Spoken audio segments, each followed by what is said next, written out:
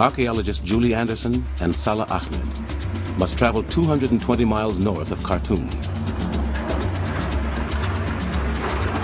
It takes 9 dust-choked hours to reach their destination, the modern village of Dangail. The site lies hidden beneath mysterious mounds of sand near the center of town.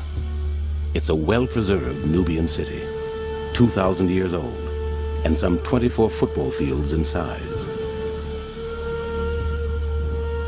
European explorers passed through this remote corner of northern Sudan in the 1800s.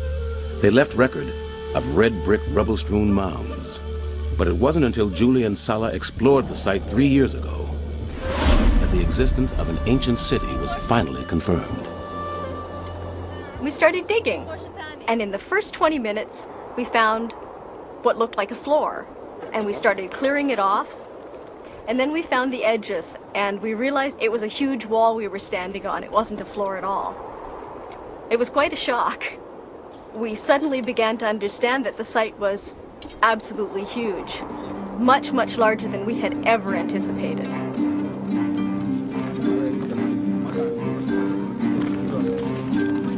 Unearthing the city will take many years, a huge workforce, and the hefting of countless buckets of sand.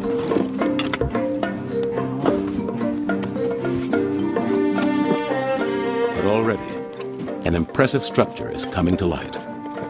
Beneath one of the central mounds, the team has found the remains of one of the largest temples in the Sudan. Julie and Salah don't know exactly when it was built, but they believe it is dedicated to the supreme god worshipped by both Nubians and Egyptians, the ram-headed Amun.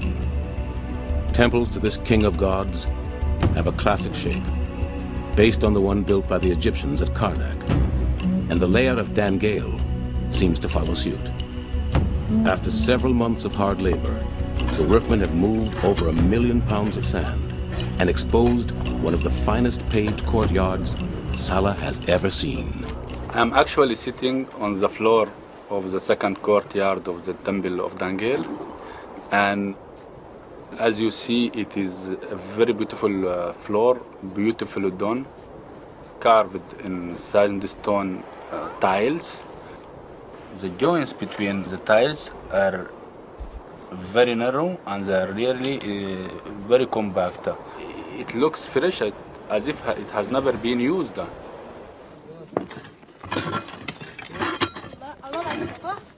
In another part of the temple, Julie has unearthed the remains of a large sandstone column. Buried for centuries, carved figures have been protected from the abrasive power of wind and sand. He's beautiful. Got a little belly button. This is really beautiful. Yeah. And very well preserved. Oh, look, he's wearing a little kilt. And he's got a little fat tummy, which is kind of nice. And he's got the water jars. One is here and the other one's here. And they're actually pouring water. They're pouring libations, offerings to the god. Let's clean them off a little bit better there. In this extreme climate, it's no surprise to find depictions of water offerings in the temple. Water is life. In the heat, particularly in the summer here, when it can be 50 degrees Celsius, water is an absolutely welcome offering. Along with the water-bearing god Happy, the sandstone column is inscribed with the Nubians' mysterious text. The seated man, this is the letter A, and he's got his head here, he's got an arm down, an arm upraised, and he's sort of crouching, but we know he sounds like ah. Unfortunately, while we know he starts a lot of words, and we know what he sounds like, we have no idea what these words mean. The Nubians devised their new alphabet around 200 BC, when the kingdom was based in the city of Meroe. As part of a cultural renaissance, the Meroites, as they are known, replaced Egyptian hieroglyphs with their own written language. Until it is deciphered, scholars can only read what other cultures of the time wrote about the kingdom. We do have some records about the Meroitic kingdom from outside sources. There's Greek historians who have written about the kingdom of Meroe, and they had contact with the Roman Empire and, of course, Egypt. But we don't have the Meroites' point of view.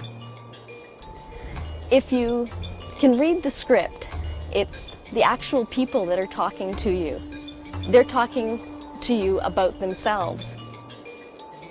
What we really need to find is something akin to the Rosetta Stone that was found in Egypt that helped to decipher the Egyptian hieroglyphs. We need a bilingual text. The ancient city at Dangale is a likely candidate for having a Rosetta Stone. Its position on the Nile just south of an area of rapids called the Fifth Cataract ensured a strategic position at the hub of major trade routes to the African interior. The Fifth Cataract is rocky and you can't sail through there. The rocks are so sharp they'll cut the bottom out of your boat. You have to actually leave the water, go by land, and then rejoin the Nile. And you rejoin the Nile in the area of Dangale. Throughout its history, the Nubian kingdom lured traders from afar who coveted goods like ivory, animal skins, and of course, gold. People of many different cultures and languages, Greeks, Egyptians, and Romans, all traded with Nubia. Many would have passed through Dangale and may have left a bilingual inscription. But for now, the only avenue to the Nubians' past lies underground. Here, you have to dig, you have to put dirty, you have to bring things out to the sand, to study them, to draw them, and to make your analysis out of that.